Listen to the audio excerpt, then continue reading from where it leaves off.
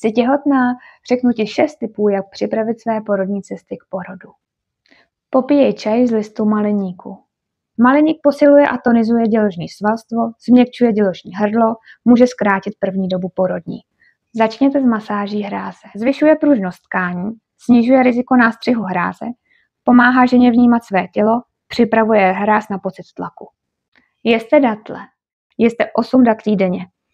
Pomáhají stabilizovat děložní stahy, tím snižují riziko krvácení po porodu. Nahřívejte podbřišek a křížovou oblast. Pravidelně nahřívejte celou oblast pánve termoforem.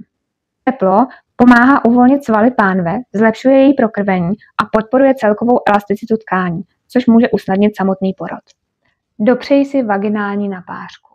Napářka podporuje prokrvení, uvolňuje pánevní dno, hydratuje sliznice, uvolňuje od bolesti a má relaxační účinky.